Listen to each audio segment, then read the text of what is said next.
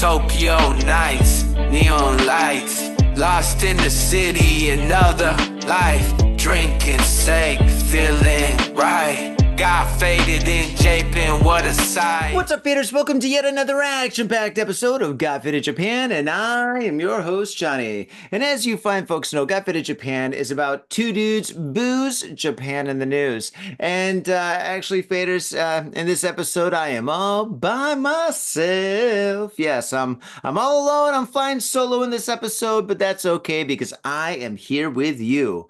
All right, faders. Well, I'm also here with you jet lagged. I am so jet lagged. I came back from the United States a couple of days ago, and oh my God, that 13.5 hour flight is just, it's just killing me these days. Oh my God. When I first came to Japan 20 something years ago, flying 13 hours was no problem. No problem at all. But these days, oh my gosh, 13 hours, dude. Oh God. It's horrible. It's horrible. Oh God. I flew Economy Plus, right? Economy Plus, which is fantastic. Not. Oh my God. Economy Plus basically means you're closer to the cockpit. That's it. Because Economy and Economy Plus basically has the same seats, the same style seats, the same movies, the same food, the same everything. There's no difference. No difference at all. The same people. Everybody's the same. Everything's the same. Oh man, it's horrible. God, the flight. Oh, geez, the seats are so uncomfortable. And I'm gonna say this, and many of you are probably gonna disagree with me. Reclining seats are horrible.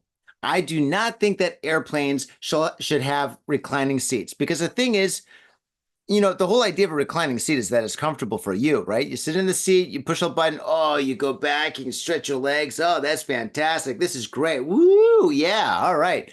Wrong, because the thing is, half the time you don't really want to recline. You just want to sit up normal, like maybe read a book or watch a movie or something, or I don't know, do whatever you do on an airplane. But the guy in front of you, who's usually, well, for me, usually a way bigger dude, reclines. When they recline, they keep on trying to push back, and every 20 minutes they push back or they adjust. And the seats these days in these airplanes, they're old, they're beaten up. The airplanes are flying nonstop all day long, every single day, right? So there's a bunch of loose screws and stuff, and so the seat in front of you is going all the way towards your face and stuff. In fact, it's probably about this is 5 inches away from your face, and it's so close where you can smell the other dude's hair. And you're like, oh, this is horrible. What are you wearing? Oh my God, this is nasty. And then the monitor that's showing the movie, it's really close to you. So it's kind of like a big movie screen, which sounds kind of cool, but it's not really cool because it's so close, it's out of focus. And you're just like, oh, this is a nightmare. Delta, what's going on here? I've got Economy Plus so I can avoid all this baloney. Oh man. Oh geez. What a nightmare. What a nightmare. I gotta say it could have been worse. It could have been way worse because when I came into the airplane and I looked at my seat and I looked at my neighbor, I nearly started crying. I was like, oh my God, this is going to be a nightmare. This is going to be horrible. This is going to be just the worst experience ever. Because next to me was a kid that was 2 years old. And he's sitting there, this little human. He's sitting there and he's looking up at me and I'm looking down at him. And I'm like, oh my God, this is crazy bad. And the kid's looking up at me, just being like, who is this guy? And I'm like, I don't know. So anyway, I sit down next to this kid and he's watching some kind of a Disney show or something like that, something on the monitor. And to be honest, for the whole 13.5 hours, that kid didn't make a peep. Didn't say anything. He snuggled with his dad. He was sitting next to his dad. And I'm glad he was sitting next to his dad and not me because his dad was like 400 pounds. This guy was like a walrus. He was big, right? And so, I mean, if he was next to me, it would have been, ugh. But he was snuggling with his dad and he was talking to his dad a little bit and he was watching cartoons and he pretty much slept through, I would say, 90% of the flight. And I was jealous. I was so jealous of this little kid for two things. One thing was he was able to sleep through almost the whole flight. He was sleeping, kind of snoring a little bit, but he was sleeping. And I was jealous because I cannot sleep on an airplane to save my life. Not at all. Not a peep. Oh my God. And then this kid, he was so small where he was able to crawl up in his seat, and he was in the fetal position on his seat, sleeping like a baby because he was a baby. And I was just looking at him. I was like, "You lucky son of a bitch." Oh my God. So yeah. So for this kid, he had the best flight ever. And actually, for this kid, that little monitor for him is probably like this huge monitor. Oh my God.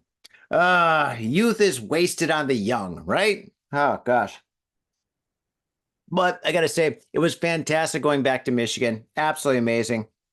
Oh, the beer that they have in Michigan is just glorious. It is so good. It's so delicious, so amazing. And there's so many different kinds of beer in Michigan. This Michigan must have like a million breweries. Because every time I went to a convenience store, or a liquor store, or a liquor super mega store, or whatever, I tried to only drink Michigan beer or Sierra Nevada. Love Sierra Nevada, always have. So I got a Sierra Nevada and then a Michigan beer.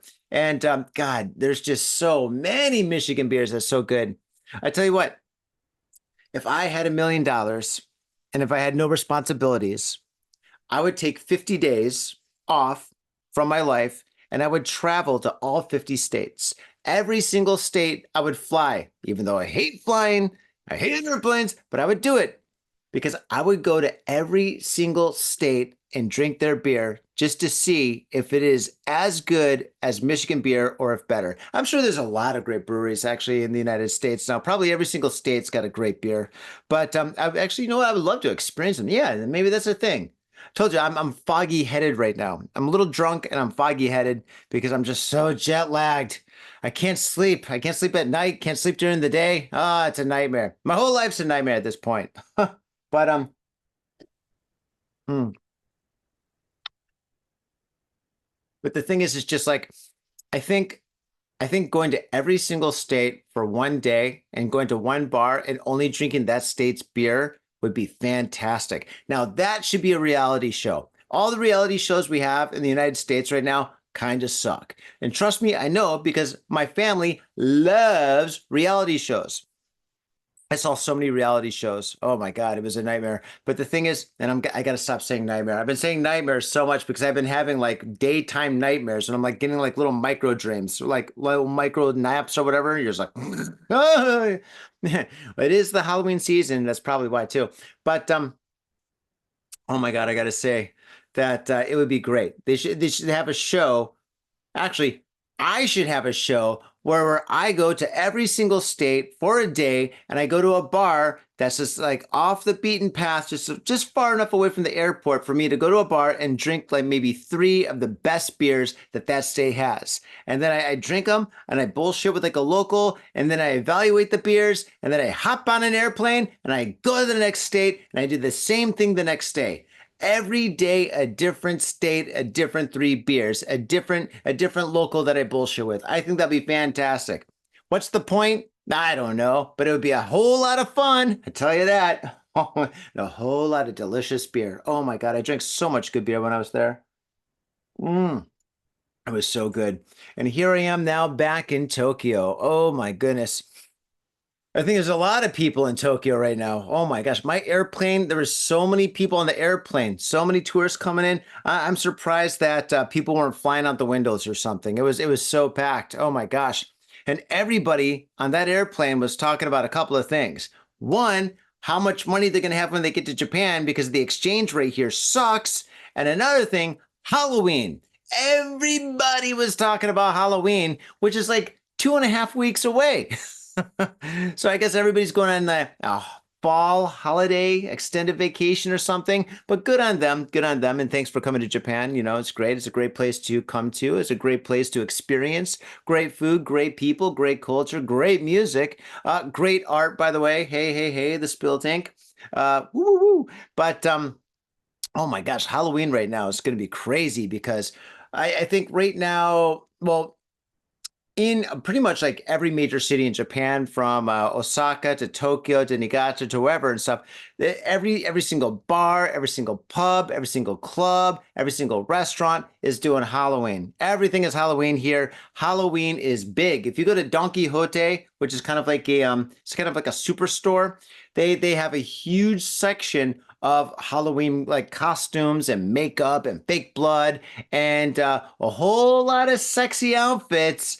I think out of all the costumes, I would say like maybe like 30 to 40% are sexy nurses, sexy police officers, sexy doctors. I mean, think of a profession and they got it and they made it sexy. Sexy accountants. I'm a sexy accountant. I'm going to do your taxes, baby. Wow. Yeah, they got everything over there. It's crazy. It's great.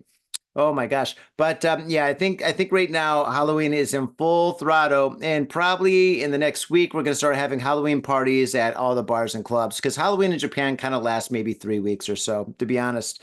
But one place where it's probably not going to last 3 weeks is going to be Shibuya. Right now, the city of Shibuya is cracking down on a couple of things. First thing that they're cracking down on is alcohol, booze. From 6 p.m. to 6 a.m., there's no drinking in the streets. If you're drinking, the cops or an undercover cop is going to stop you and say, hey, don't drink. Now, there's no real penalty at the moment for drinking on the street, but you don't want to be harassed by the law, so it's probably best not to do it. However, if you go to Shinjuku or another part of, or if you just go right down the street to Ebisu or Harajuku, drinking on the street is no problem.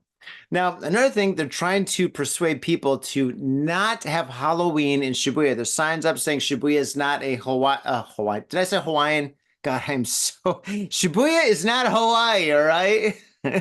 But Shibuya is not a Halloween area, not a Halloween city. So they're trying to get people to not go to Shibuya, to the big scramble, the Hachiko intersection, the huge intersection that you see in the movies. They don't want people to be there for Halloween anymore. They've had too many problems. When I say problems, they've had minor problems to major problems. Use your imagination. All right. There's been a lot of bad things that have happened in Shibuya, and they want to put an end to it, which is bad, but it's good. Um, I think it's bad because, I mean, it's going to force people to scatter all over and have different pockets of places where people are going to have Halloween events and stuff. And that way, like bad people are going to go to like small pockets and cause trouble where it's going to be difficult for the cops to get them if they're doing something that's really bad. Use your imagination, right? However, it could be good for other local areas to have Halloween events. And it could be good for nightclubs and bars. So people go to bars and spend more money, and they'll go to clubs and spend more money, maybe even go to restaurants and izakayas and spend more money instead of going to a convenience store and buying booze and drinking it on the street, where those places, well, they're probably still going to get a lot of money, but not as much. I don't know. But the thing is, though, now that I think about it, I mean, I think everybody makes money on Halloween. I mean, if you think about it, like all the bars are making money, all the restaurants are making money, all the nightclubs are making money. They're just going to make more money because, you can't drink in the streets in Shibuya. Supposedly. I'm sure people still do. But yeah, it's going to be an interesting situation this year. Last year, I think it was just too crazy. I think basically what happened was a lot of bad things happened and a lot of people were in the scramble and you just could not move. And also, I think it was last year when that terrible incident in Korea happened where like basically it was like a gridlock of people, and then one person fell over and then it was dominoes, and then like 40 people died or something. And I don't think the city is able to handle that kind of carnage or whatever, because there's no way that enough ambulances are going to be able to get in to save people when you have like a gridlock like that. Korea, I think that downtown area is big, but it's not as big as like Shibuya. Shibuya is pretty massive. So I think that's the thing that they're trying to cut down on and stuff. So I don't know. We'll see what happens in a couple of weeks. I won't be there. Hell no. I'm not going to be in Shibuya because I'm going to be live painting on October 26th at AIR, Club Air in Nihonbashi. If you're in the Tokyo area, get your ass over there because I'm going to be live painting, and it's my birthday. I got a Halloween birthday, which is awesome. So yeah. And I think going to the clubs is kind of cool for like Halloween and stuff. It's kind of cool. It's better than being on the street. Then again, drinking on the street is cool too. I don't know. I like both, I guess, now that I think about it. I'm just so jet lagged, I can't think straight. This is Anarchy Podcasting, Anarchy Radio. But what would you do if you came to Japan? If you're overseas if you're like living in any country, in any city, anywhere, and you decided to come to Japan, what would you like to do? Would you like to go to a bar and hang out there? Would you like to go to a nightclub? Would you like to go to a Halloween party somewhere? Or would you like to be on the street with like a million billion people? What would you like to do? And the more I say it, the more appealing it is. Isn't that weird? Because I've done both. I've done everything. So, geez. Huh. I guess maybe it's good to drink on the street and then go to a club. But I guess you could do that if you go to Shinjuku. If you want to drink on the street, you can still go to Shinjuku. Shinjuku and Shibuya are very similar at this point. So you could go there and then, but Shinjuku doesn't have as many clubs. That's interesting. So yeah, I don't know. So maybe go to Shinjuku or Harajuku. Go to Harajuku, drink on the street, and go to a club there, or go to Shibuya. I don't know. To each their own. But anyway, this year I'm going to air. So if you're in the area, if you're in Japan, if you're in Asia, come on out, celebrate my birthday. I think it's like 2,000 yen to get in. 2,000 yen at this point to the American dollar is like 50 cents. So it's almost free. It's almost free. Come in, buy me a drink, hang out, check out my art. I'll have a lot of stuff there. I got this. Actually, it's gonna be kind of cool. This place that I'm going to be painting at is called AIR, and it's in Nihonbashi, and it's a 5-level club, right? So they got a basement area for like bands, then they have a hangout on the first floor, and then on the second floor, it's a DJ area, which I'm going to be covering up with all my blacklight paintings, and I'm going to be making some real live painting while I'm up there. And I got all these new blacklights that I got from Michigan that I'm going to be shooting and stuff. It's going to be super, super awesome. Above that, they got an art gallery with a couple of my friends who's going to be exhibiting their artwork. And then above that, I think there's like a restaurant kind of area. And then above that is the roof. So you can go on the roof and you see a beautiful view of of Tokyo, which is in Japan. So you can definitely see both, right? But yeah, it's going to be an amazing experience, a great time. I can't wait for my birthday. It's great. Halloween birthdays. It's a blessing and it's a curse, by the way. So that's all the current news I have. I'm back in Japan. It's very expensive in the States, very cheap in Japan. And Halloween is coming, and Shibuya, it's going to be interesting. It's going to be interesting what happens. We'll definitely see it on the news, that's for sure, because they're already showing a little bit on the news. Like, what are we going to do? I don't know. We're going to stop alcohol for a minute. All right. Well, speaking of the news, what I want to do is move forward and get into the news of Japan. So let's see here. I've got a couple of articles for you guys. I'm so jet lagged. I'm probably not making any sense. If I'm not making any sense right now and you're driving your car, stop, stop the podcast and put on rock and roll. Put on some techno, put on something. Okay, here we go. The first story we have.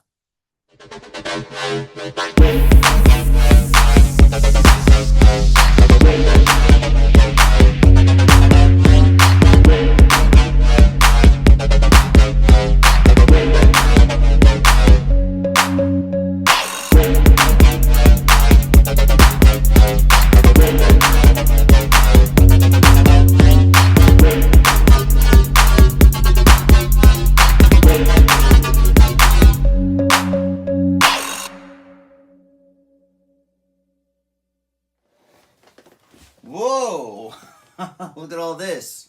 Hey, what's up? I'm Johnny, aka the SPILT Ink, the one and only, and today I'm going to make a popsicle painting. I'm really excited to do this. I've got all my paints here.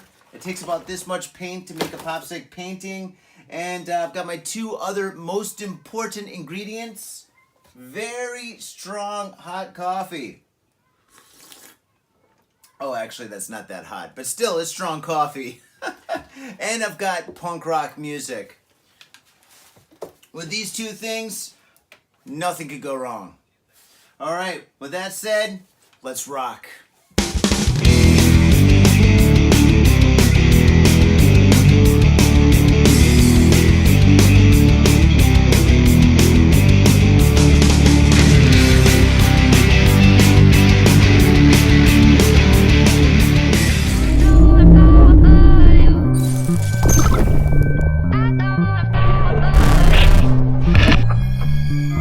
Are liked.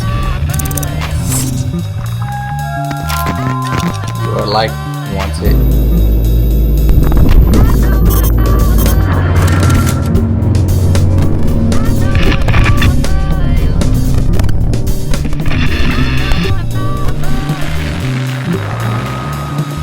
like, wanted, and loved.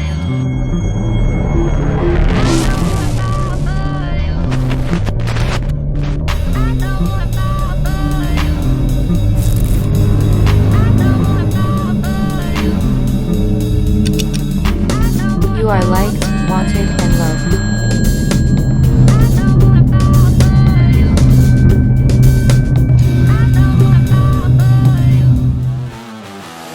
If you want to get off the beaten path at Tokyo and have an unforgettable experience in Japan, well then, Gamuso welcomes you.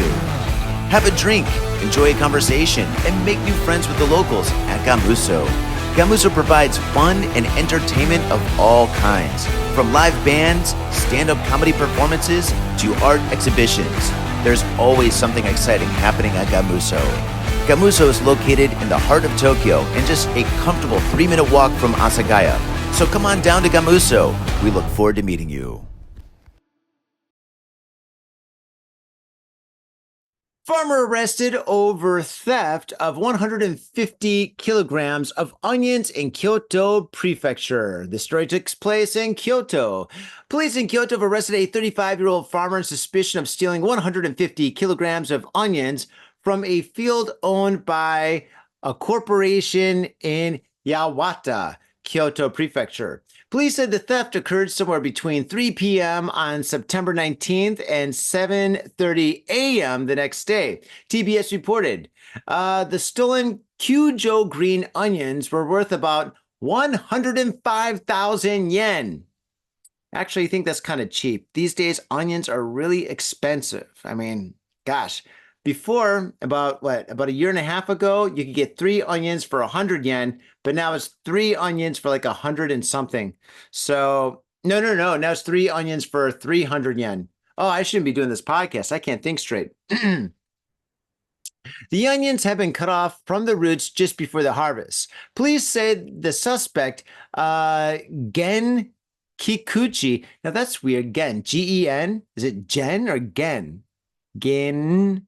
I don't know. That's an interesting name. I've never seen that before. Gen Kikuchi, who lives in Fushimi Ward, Kyoto City, and is an onion grower himself, has denied the allegations, saying he has no recollection of the crime. Police said Kikuchi emerged as a suspect after analysis of surveillance camera footage taken near the onion field.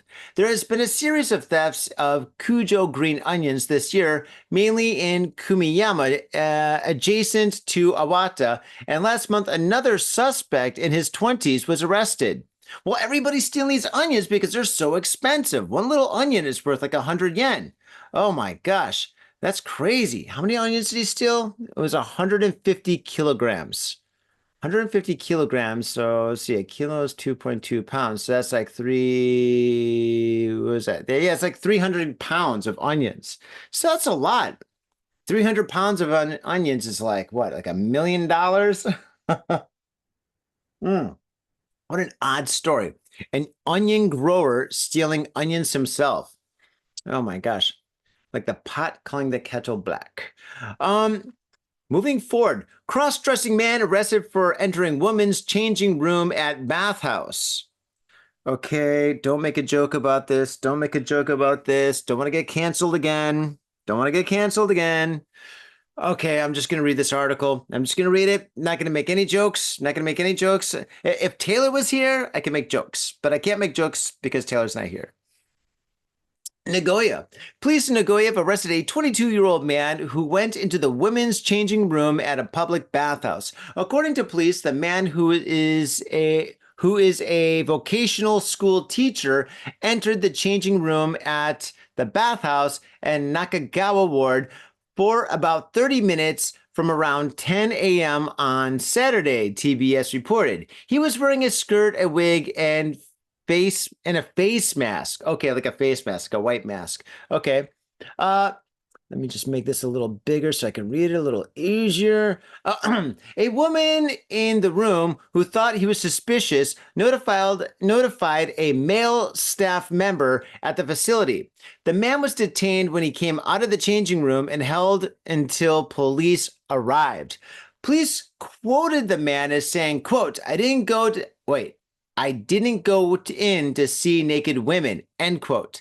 Police said they're analyzing his smartphone to see if he filmed anyone at the facility or at other bathhouses. Okay, so this could go one of each way. It could be like this guy is a complete pervert and he's going into the women's bathroom. And yeah, I guess this is a bathroom, changing room. If it's a bathhouse, it's a changing room at a bathhouse. I guess it is a bathroom. So he went into the bathroom to see naked women, or the guy is transgender and he's just maybe changing, I guess. So I don't know. So no jokes. Okay, moving forward.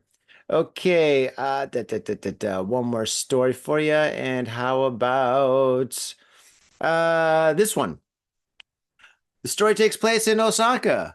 Osaka, aishiteru. Osaka zookeeper caught stealing chimpanzee's food. Oh my God, this guy's either a sicko or he needs money.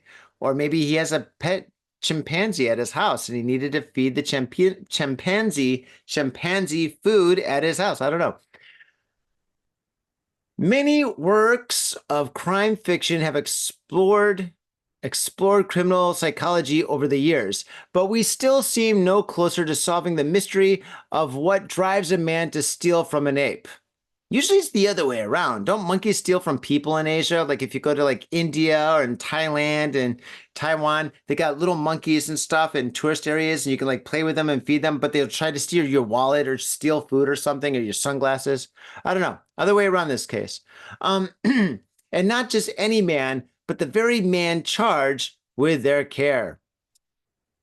The very man charged wouldn't be the very man in charge of their care. Yeah, these stories are written crazy. I'm jet lagged. I'm tired. I'm out of my mind. And these stories are written all wacky. Okay. These cases are primate on primate crime have baffled philosophers for millennia and once again played out in the Tenjai ward of Osaka City on October 2nd. Osaka police announced the arrest of a 47-year-old zookeeper for stealing fruits and vegetables intended for chimpanzees. For about a month leading up to the arrest, Tennoji Zoo management noticed that the chimp's supply of food had been decreasing at an unusual rate.